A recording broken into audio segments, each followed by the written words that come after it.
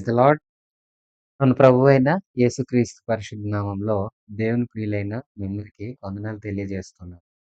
ప్రియ విశ్వాసులారా, నేటి నుంచి మనం కొలస్సీలకు రాసిన పత్రికను ధ్యానం చేసుకోబోతున్నాము. కొలస్సీ పట్టణం చిన్న ఆసియాలో ఉంది. పౌలు గారు ఈ పట్టణానికి ఏనాడు వెళ్ళి ఈ సంఘాన్ని సందర్శించిన వ్యక్తి కాదు. పౌలు గారితో కూడా సువార్త బృందంలో కొందరున్నారు. వారిలో ఒక వ్యక్తి ఎపఫ్రా. ఎపఫ్రా అనే వ్యక్తి ఈ యొక్క సంఘాన్ని ముఖ్యంగా స్థాపించి, వారితో కూడా ఉండి వారి మధ్య పరిచర్య చేసిన ఒక వ్యక్తి. ఈయనతో కూడా మరికొందరు సహకారం అందించి ఉండవచ్చు. అయితే ఎపఫ్రా పేరు మనం ముఖ్యంగా చెప్పుకుంటాం.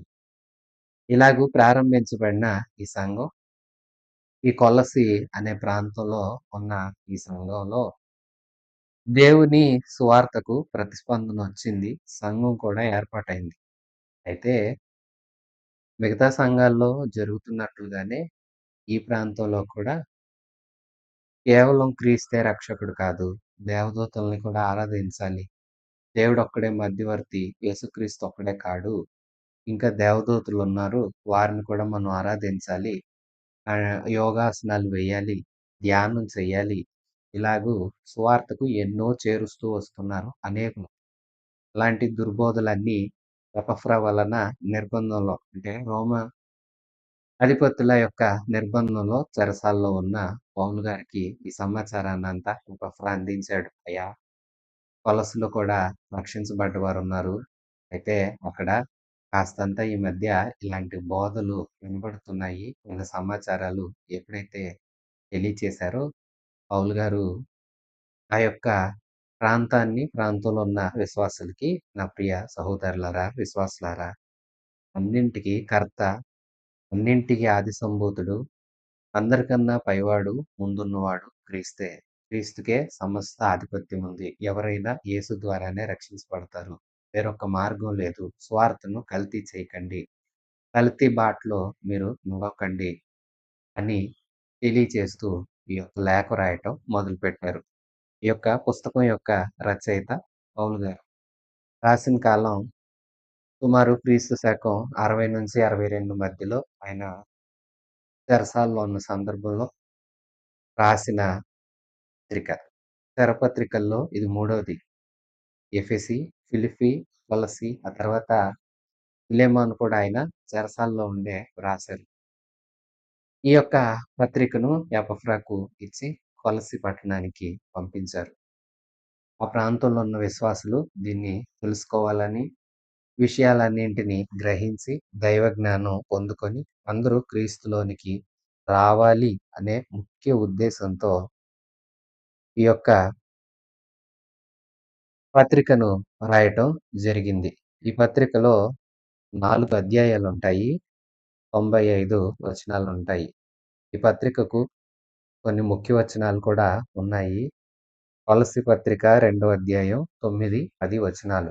ఎలయనగా దేవత్వం యొక్క సర్వ పరిపూర్ణత శరీరముగా క్రీస్తునందు నివసించుచున్నది, మరియు ఆయన యందు మీరును సంపూర్ణులై ఉన్నారు. ఆయన సమస్త ప్రధానులకును అధికారులకును శిరస్సై ఉన్నాడు. కొలస్సీ పత్రిక 3వ అధ్యాయం 1-2 వచనాలు. మీరు క్రీస్తుతో కూడా లేపబడిన వారైతే పైనున్న వాటినే వెదుకుడి, అక్కడ క్రీస్తు దేవుని కుడిపార్శ్వమున కూర్చుండి ఉన్నాడు. పైన వాటి మీదనే గాని భూ సంబంధమైన వాటి మీద మనస్సు పెట్టుకొనకండి అని తెలియచేస్తాయి. ఈ పత్రిక చాలా చిన్నదే అయినప్పటికీ ఒక గంభీర సందేశం ఉంది. సంఘం దేవుని శరీరం. శరీరమై ఉన్న సంఘం దేవునితో ఉతకబడాలి. ఎఫెసీ పత్రిక రాసిన పౌలు గారు, సంఘం దేవుని శరీరం, మరి సంఘానికి శిరస్సు క్రీస్తే. క్రీస్తుతో అతకబడి ఉంటేనే శరీరం పనిచేస్తుంది. క్రీస్తు ఆధిపత్యాన్ని, దైవత్వాన్ని ఏదో తెలుసుకొనండి పత్రిక యొక్క ఉద్దేశం. పౌలు అప్పుడు బోధనలు ఖండిస్తూ యేసుక్రీస్తు ఆధిక్యత, ఆయనలో ఉన్న సంపూర్ణత, దేవత్వాన్ని గురించి తెలియచేస్తూ పత్రికను రాశారు. విశ్వాసులారా, దేవునిలోనే అన్నీ దొరుకుతాయి. యేసు బయట ఏమీ లేవు. యేసులో ఉంటేనే మనం వర్ధిల్లుతాము, దీవించబడతాము, పరలోకానికి హక్కుదారులమవుతాము. కొలస్సీలకు మంచి నిరీక్షణ ఉంది. వాళ్ళు సువార్త విన్నారు. వినుట ద్వారా రక్షించబడ్డారు. పౌలు గారు ఆ సంఘానికి ఎప్పుడు వెళ్ళలేదు. వెళ్ళకపోయినప్పటికీ సంఘపు వివరాలు తెలుసుకొని ఎంతో ఆనందిస్తూ, ఆ సంఘం కోసం కూడా ప్రార్థిస్తూ ఉంటూ, ఈ సంఘంలో ఇలాంటి పరిస్థితి ఎదురైందని ఎప్పుడైతే విన్నారో, విన్నదాన్ని బట్టి వీరికి కూడా ఒక పత్రికను రాసి పంపారు. ఈ కొలస్సీకి కొంత దూరంలో లవొదికయ ఉంది. పత్రికను కొలస్సీలు చదివించుకున్న తర్వాత లవొదికయకు కూడా పంపించమంటూ వ్రాసి పంపిన పత్రిక ఈ కొలస్సీ పత్రిక. ధ్యానం చేసుకుందాము. శ్రద్ధగా ఆలకించండి. కొలస్సీ పత్రిక మొదటి అధ్యాయం మొదటి వచనం నుంచి. కొలస్సీలో ఉన్న పరిశుద్ధులకు అనగా క్రీస్తునందు విశ్వాసులైన సహోదరులకు, దేవుని చిత్తం వలన క్రీస్తు యేసు అపోస్తలుడైన పౌలును, సహోదరుడైన తిమోతియు శుభమని చెప్పి వ్రాయినది. మన తండ్రి అయిన దేవుని నుండియు కృపయు సమాధానమును మీకు కలుగునుగాక. పరలోకమందు మీ కొరకు ఉంచబడిన నిరీక్షణను బట్టి క్రీస్తు యేసునందు మీకు కలిగి ఉన్న విశ్వాసమును గూర్చి, పరిశుద్ధులందరి మీద మీకున్న ప్రేమను గూర్చి మేము విని ఎల్లప్పుడూ మీ నిమిత్తము ప్రార్థన చేయుచు, మన ప్రభువగు యేసుక్రీస్తు యొక్క తండ్రి అయిన దేవునికి కృతజ్ఞతాస్తుతులు చెల్లించుచున్నాము. ప్రియ కొలస్సీలారా వినండి. కొలస్సీలో ఉన్న పరిశుద్ధులారా, అందరికీ పౌలనే నేను దేవుని చిత్తం వలన పిలువబడిన అపోస్తలుడను. నేను ఎవరనుకున్నారు అంటే, ఎవరో రాశారు, ఎవరు రాస్తే వింటారు అన్నట్లుగా కాకుండా, వీళ్ళు తెలుసుకోవాలంటూ నేను అపోస్తలుడను, ఏదో సాధారణమైన వ్యక్తిని కాను. నాకు దైవిక పిలుపు ఉంది. దేవుని చేత పిలువబడిన వాడను, దేవుని చేత ఆయన పనికి పంపబడిన వాడను. నేను అపోస్తలుడను. మీరు నా మాట వినండి. మీకు శుభమని చెప్పి వ్రాస్తున్నాను. నాతో కూడా సహోదరుడు తిమోతి ఉన్నాడు. మేమిద్దరం శుభాలు చెప్పి వ్రాస్తూ ఉన్నాము. మీకు కృప, సమాధానం తండ్రైన దేవుని వలన కలగాలని కోరుకుంటున్నాను. పౌలు గారు ప్రతి పత్రికలో ఈ వచనాన్ని పేర్కొంటారు కదా! కృపయు, సమాధానం. దైవ కృప, కృప లేనిదే రక్షణ లేదు. కృపే మనల్ని రక్షించింది. ప్రభువు కృప ఇది ఒక ఉన్నతమైన భావన. దేవుడు కృపతో అంటే మనకు ఏ యోగ్యత, అర్హత లేకపోయినా మనం కొన్ని సందర్భాల్లో ఏదన్నా అర్హతో, యోగ్యత ఉంటేనే కొన్ని పనులు చేస్తాము. ఉదాహరణకు జాలి పడాలన్నా మనం కొన్ని అర్హతలు చూస్తాము. కొందరి మీద జాలి కూడా పడము. ఎందుకంటే వారు నచ్చని స్థితిలో ఉన్నప్పుడు.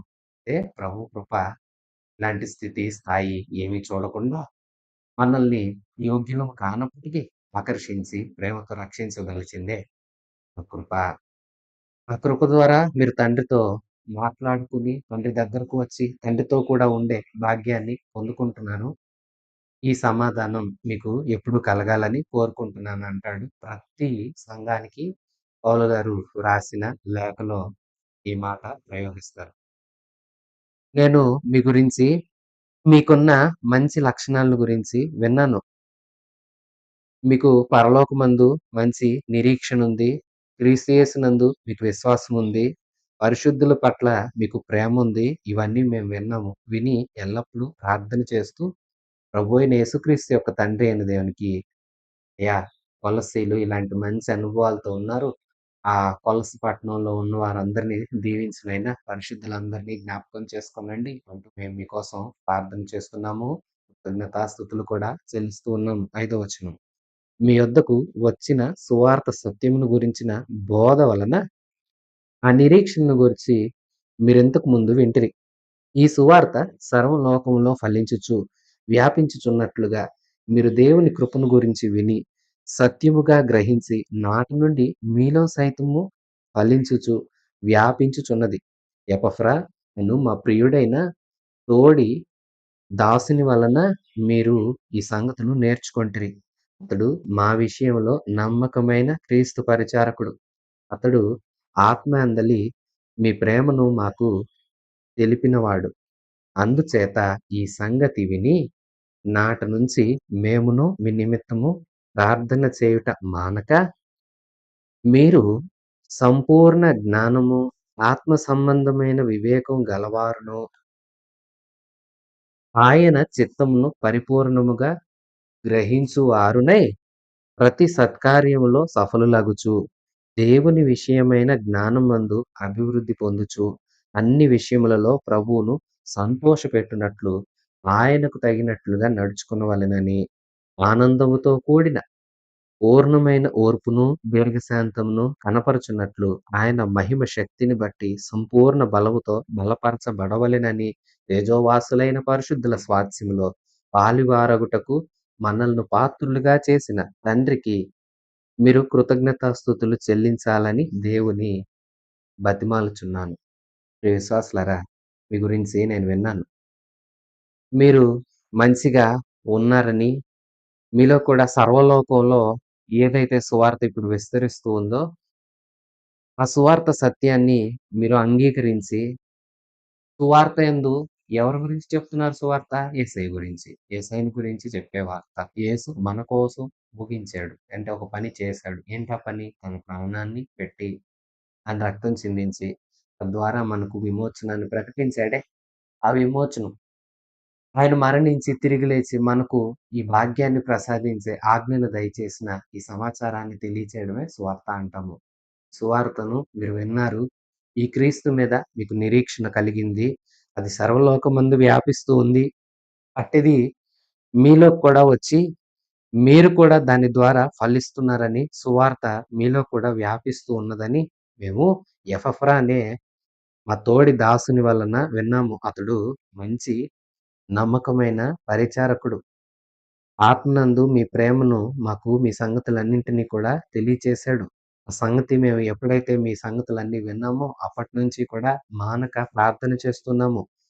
మీరు సంపూర్ణ జ్ఞానం, ఆత్మ సంబంధమైన వివేకం. విశ్వాసులారా, మనందరికీ ప్రభువును గురించిన సంపూర్ణ జ్ఞానం కావాలి. ఆత్మ సంబంధమైన వివేకం కావాలి.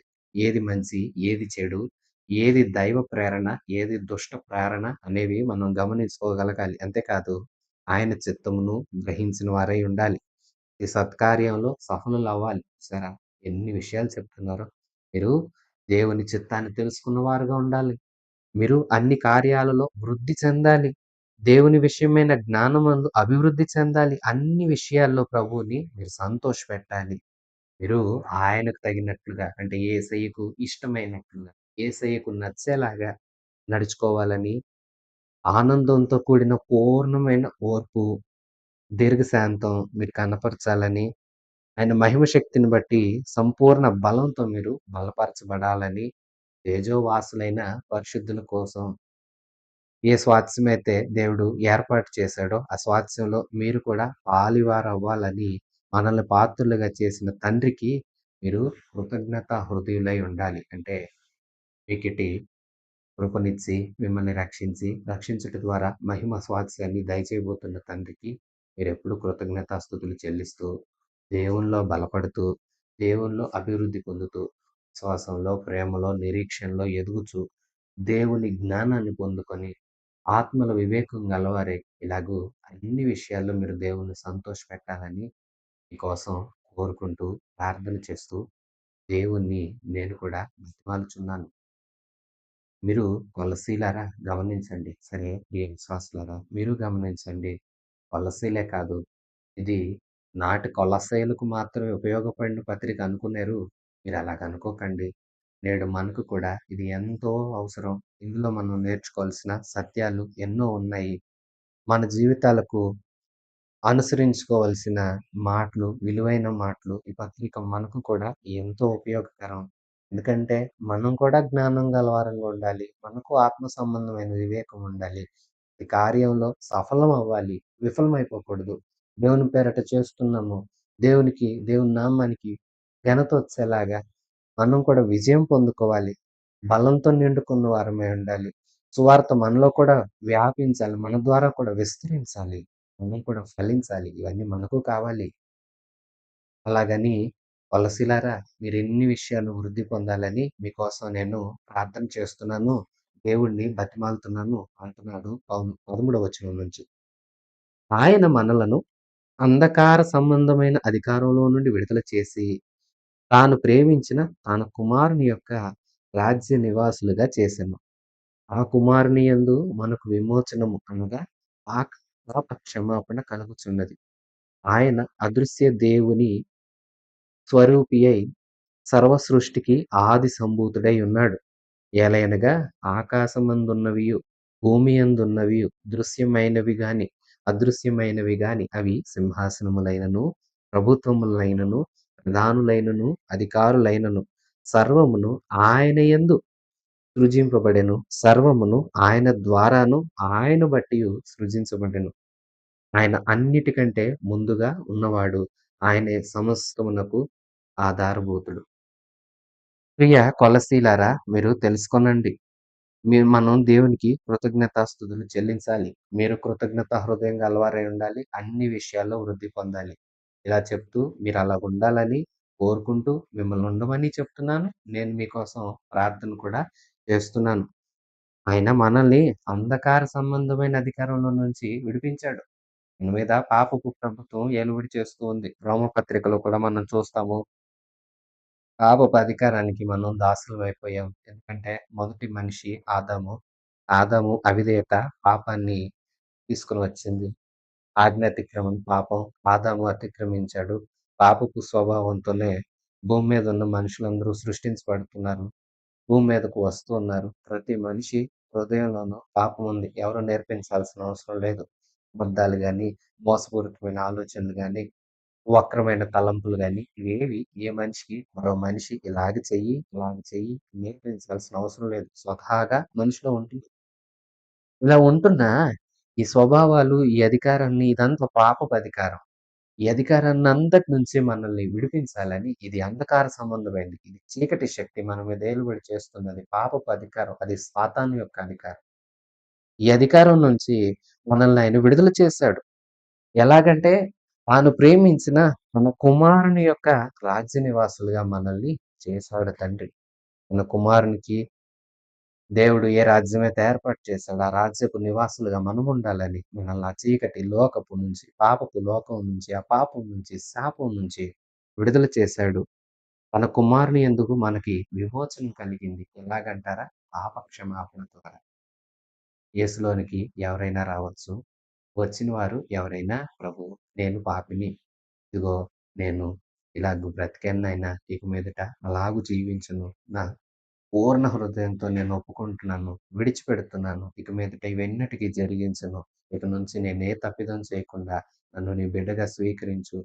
నాకు నీ ఆత్మను అనుగ్రహించి పరిశుద్ధంగా జీవించడానికి మార్గాన్ని చూపించండి. మీ మార్గంలో నన్ను నడిపించండని ఎవరైతే వచ్చి హృదయమారా ఒప్పుకొని తమ మీద సంపూర్ణ అధికారాన్ని ప్రభుకి ఇస్తారో వారు క్షమించబడతారు. అడిగారు గనక, క్షమాపణ అడిగారు గనక దేవుడు క్షమిస్తాడు. ఈ పాపపు క్షమాపణ మనల్ని రక్షిస్తుంది. ఎవరైతే పాప క్షమాపణ పొందారో వారిని దేవుడు పరిశుద్ధులుగా మారుస్తాడు. ఆయన దృశ్య దేవుడు, సత్య స్వరూపి, సర్వ సృష్టికి ఆది సంభూతుడై ఉన్నాడు. ఆ దేవుడు మనకు విమోచనం అనుగ్రహిస్తాడు. ఎందుకంటే ఆకాశమందున్నయన, భూమి యందున్నయన, అధికారులైన, ప్రధానులైన, దృశ్యమైనవైన, కంటికి కనిపించేవైన, కనబడినవైన అన్నీ యేసయ్య ద్వారాను, యేసయ్య మూలముగాను కలిగాయి. సమస్తానికి ఆధారభూతుడు ప్రభువైన యేసే.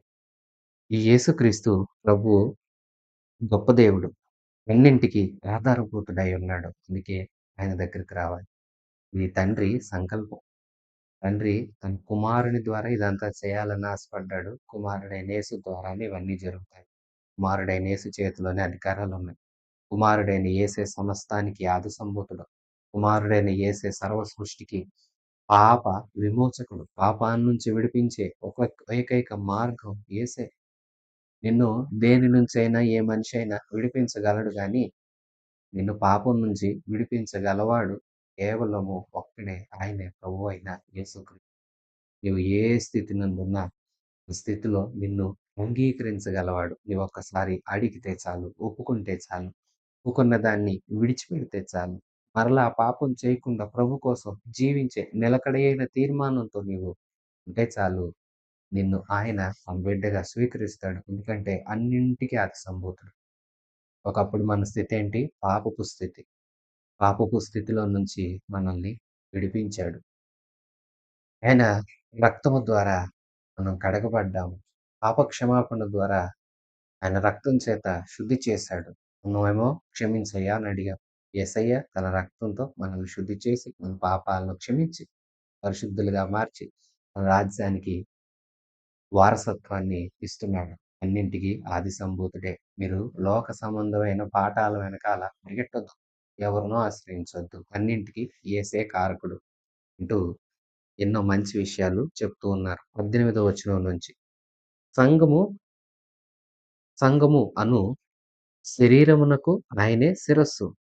ఆయనకు అన్నింటిలో ప్రాముఖ్యము కలుగు నిమిత్తం ఆయన ఆది అయ్యుండి మృతులలో నుండి లేచుటలో ఆది సంభూతుడాయను. ఆయన యందు సర్వ సంపూర్ణత నివసించవలెననియు ఆయన శిలువ రక్తము చేత సరిచేసి ఆయన ద్వారా సమస్తమును అవి భూలోకమందున్నవైన పరలోకమందున్నవైన వాటన్నింటిని ఆయన ద్వారా తనతో సమాధాన పరుచుకొనవలెనని తండ్రి అభీష్టమాయెను.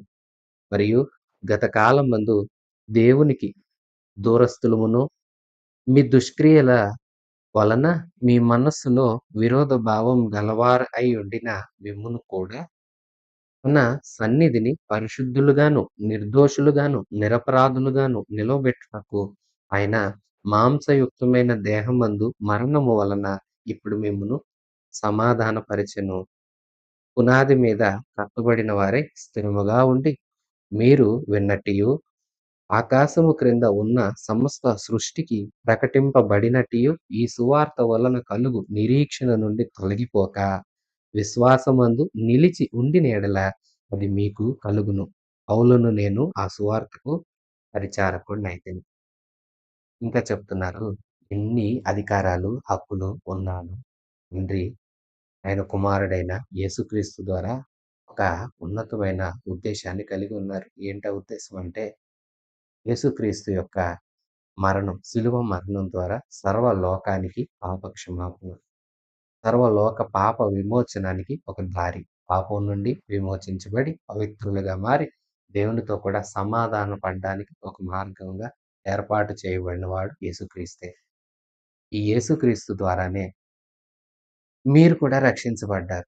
ఈ యేసుక్రీస్తు యొక్క సువార్తను మీరు విన్నారు. వినటం ద్వారా మీరు ఆయనతో పాపాన్ని ఒప్పుకొనుట ద్వారా ఆయన ద్వారా మీరు తండ్రి దగ్గరకు రాగలిగారు. విశ్వాసులారా, లోకమంతా పాపం చేసే ఉన్నారు. ఏ భేదం లేదు. అందరూ పాపం చేశారు. ప్రతి మనిషి పాపపు స్వభావంతోనే పుట్టాడు. పుట్టిన ప్రతి మనిషి ప్రభువులోకి వచ్చి నూతనంగా జన్మించాలి. యేసు, నీవు నా కోసం చేసిన త్యాగాన్ని నేను ఒప్పుకుంటున్నాను, విశ్వసిస్తున్నాను. నన్ను క్షమించు, నేను పాపిని అంటూ ప్రభు పాదాల దగ్గర ప్రణమిల్లాలి. ఈ శిలువ మరణం ద్వారా ఆయన అందరినీ ఎవరైతే ఆయన మరణాన్ని విశ్వసిస్తున్నారో, ఎవరైతే ఆయన ప్రాణత్యాగాన్ని గౌరవించి ఆయన సొంత రక్షకుడిగా అంగీకరిస్తున్నారో, వారందరినీ తండ్రితో కూడా సమాధాన పరచడానికి యేసుక్రీస్తు ఒక మార్గంగా మారాడు. ఈ యేసుక్రీస్తు మార్గమునే మనం పాప క్షమాపణ పొంది ఇక్కడితో ఆగిపోము. క్షమించబడిన వారమై పరిశుద్ధులుగా జీవించాలి. పరిశుద్ధులుగా జీవించిన మనల్ని తండ్రి రాజ్యంలోనికి ప్రవేశాన్ని మనకు అనుగ్రహిస్తాడు ప్రభు అయిన యేసు. అందుకే అన్నింటికి ఆయనే హక్కుదారు. సంఘము ఆయనదే. మీరు ఏర్పాటైన మీరు సంఘస్థులు. మీకు శిరస్సు ప్రభువైన యేసుక్రీస్తు. ప్రభువైన యేసుక్రీస్తు ద్వారానే రక్షణ, పాప క్షమాపణ.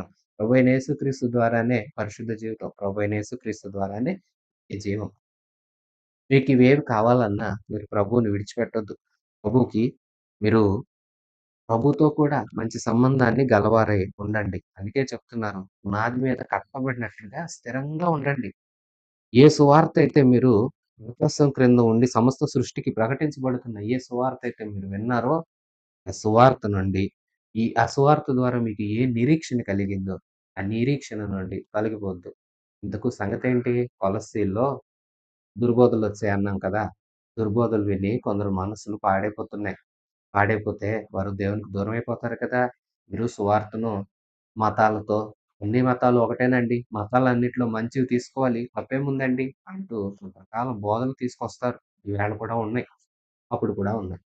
అందుకే పౌలు గారు మీరు ఏ సువార్త విన్నారో, ఏ సువార్త విని యేసయ్యను నమ్మారో ఆ నిరీక్షణ మీదే, ఆ సువార్త మీదే, ఆ నమ్మకం మీదే, ఆ పునాది మీదే స్థిరంగా నిలబడండి. విశ్వాసాన్ని వదలొద్దు. అలాగ మీరుంటే మీకు మేలు కలుగుతుంది. అది మీకు మంచి చేస్తుంది. మీకు ప్రతిఫలాన్నిస్తుంది. మరి నా సంగతేంటి? పౌలనే నేను ఆ సువార్త చెప్పడానికి ఒక పరిచారకుడిని.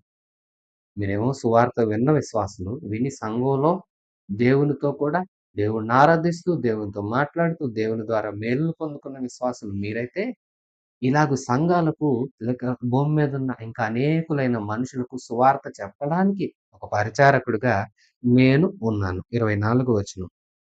ఇప్పుడు మీ కొరకు నేను అనుభవించుచున్న శ్రమల యందు సంతోషించుచు, సంఘము అను ఆయన శరీరము కొరకు క్రీస్తు పడిన పాట్లలో కొదువైన వాటి యందు నా వంతు నా శరీరమందు సంపూర్ణము చేయుచున్నాను.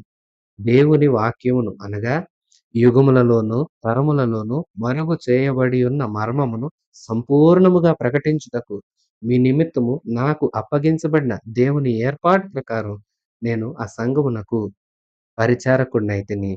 అన్ని జనులలో ఈ మర్మము యొక్క మహిమైశ్వర్యము ఎట్టిదో అనగా మీ యందున్న క్రీస్తు మహిమ నిరీక్షణయే అయున్నాడను సంగతి దేవుడు తన పరిశుద్ధులకు తెలియపరచగోరి ఇప్పుడు ఆ మర్మమును వారికి బయలుపరచెను. ప్రతి మనుష్యుని క్రీస్తు యందు సంపూర్ణునిగా చేసి ఆయన ఎదుట నిలవబెట్టవలెనని సమస్త విధములైన జ్ఞానముతో మేము ప్రతి మనిషినికి బుద్ధి చెప్పుచు, ప్రతి మనిషికి బోధించుచు ఆయనను ప్రకటించుచున్నాము.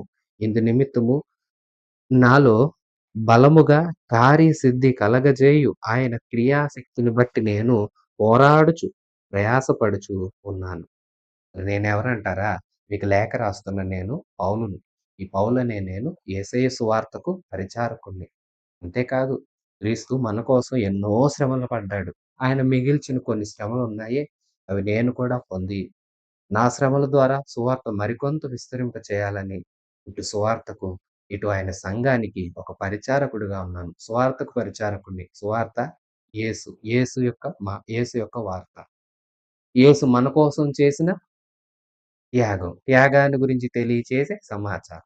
ఈ సమాచారాన్ని అందరికీ చెప్పే ఒక పరిచారకుడినయ్యాను. అంతేకాదు ఆయన సంఘానికి నేను ఒక పరిచారకుడిగా ఉండి, నేను ప్రయాసపడుతున్నాను. ప్రతి మనిషి దేవుని ఎదుట సంపూర్ణునిగా నిలవాలని దేవుడు ఆనాటి నుంచి మర్మముగా ఉంచిన ఈ సువార్త నేడందరికీ ఆయన ప్రత్యక్షపరుస్తూ ఉండగా, ఆ సువార్త మర్మములనే, ఆ విషయాల్ని, ఆ వాక్యాన్ని యుగములన్నిట, తరములన్నిట బోధించబడాలి అని, ఇదిగో అందరికీ తెలియాలని నా వంతు ప్రయాస కూడా నేను పడుతూ, పోరాడుతూ, సంఘానికి పరిచారకుడిగా ఉంటూ, అనేకులకు సువార్త చెప్పుచు, అన్య జనులు క్రీస్తు మహిమైశ్వర్యం ఎలాంటిదో తెలుసుకోవాలని, మహిమ ఎలాంటిదో, ఆయన ఉన్నతమైన కృప ఎలాంటిదో, ఆయన ఉన్నత లక్షణాలు ఎలాంటివో, ఆయన ఏమై ఉన్నాడో ఇన్ని అందరికీ తెలియచేయాలని నేను కూడా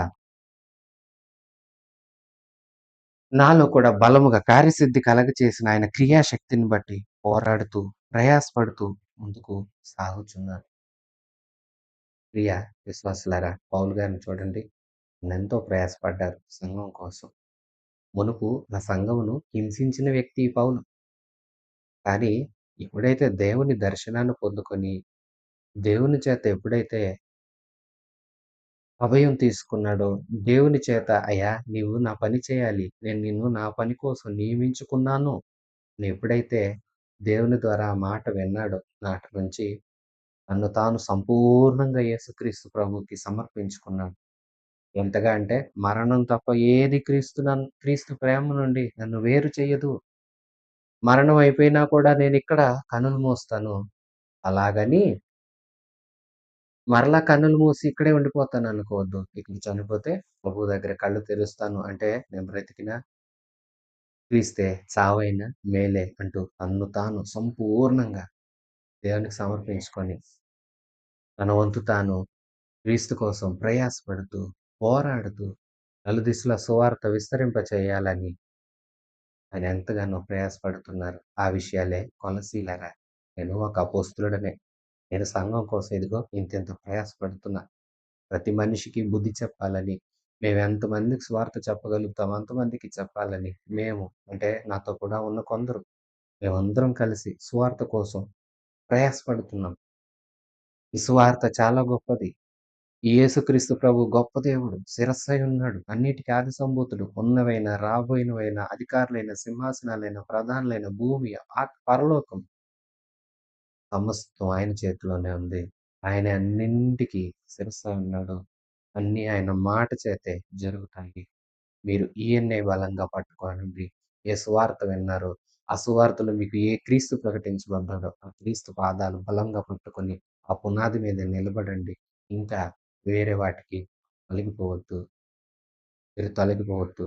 మీరు ఆత్మజ్ఞానం, దైవజ్ఞానం గలిగి, ఆత్మల వివేకం కలిగి, బలంగా ఎదుగుచు, దేవుల్లో వర్ధిల్లుతూ, ఉన్నతమైన కృపలు పొందుకుంటూ, దేవుల్లో స్థిరులుగా ఉండాలని మీలో ఏ నిరీక్షణ అయితే సువార్త వినుట ద్వారా ప్రారంభమైందో, ఏ సువార్త విని మీరు ఫలిస్తూ వచ్చారో, వాటిలోనే మీరింకా స్థిరులుగా నిలవాలని మీకోసం ఇదిగో ఎపఫ్రా అనే మా సహోదరుడు, ప్రియదాసుడు, నమ్మకమైన పరిచారకుడు వలన ఏవైతే విన్నామో నాటి నుంచి మిమ్మల్ని గురించి దేవుణ్ణి స్తుతిస్తూ, మీకోసం మేము ప్రార్థిస్తున్నాం. మీరు కూడా స్థిరులుగా ఉండండి. తప్పిపోవద్దు. ఇదిగో సువార్త కోసం మేమెంతగా ప్రయాసపడుతున్నాము. అంటే మీరు అర్థం చేసుకోనండి. యేసు ఎంత గొప్ప దేవుడో. అందుకే కదా మేమంత కష్టపడి అయినా సరే ఆయన నామం భూమి అందంతట ప్రకటించబడాలని ప్రయాసపడుతున్నాం. మరి మీరు ఆయన్నొదిలేసి ఎవరో చెప్పే బోధల వైపు తిరగొద్దు. మీరు కూడా ఆయనలో స్థిరులుగా ఉండాలి అంటూ ఈ మొదటి అధ్యాయంలో కొన్ని సంగతులు తెలియచేసిన పౌలు గారు ఇంకా క్రీస్తులోనే స్థిరులుగా ఉండాలని, అలాగే క్రైస్తవుడైన వ్యక్తి జీవితం ఎలాగుండాలో మొదటి 2 అధ్యాయాలు క్రీస్తు ఏమై ఉన్నాడు, ఆయన ఆధిపత్యం ఏమై ఉంది తెలియచేస్తూ, తర్వాత 2 అధ్యాయాలు క్రైస్తవులు ఎలాంటి జీవితాన్ని అనుసరించాలి అంటూ ఈ కొలస్సీలకు అందించిన ఈ పత్రికను మనం తర్వాత అధ్యాయాలు వచ్చే పాఠాలలో ధ్యానం చేసుకుందాము. దాకా ప్రభు కృప మనందరికి తోడై ఉండును గాక. ఆమేన్. మన ప్రభు అయిన యేసయ్య కృప, తండ్రి అయిన దేవుని పరమ ప్రేమ, పరిశుద్ధాత్మ దేవుని సన్నిధి సహవాసం మీ సదాకాలం తోడై ఉండి నడిపించును గాక. ఆమేన్. God bless you.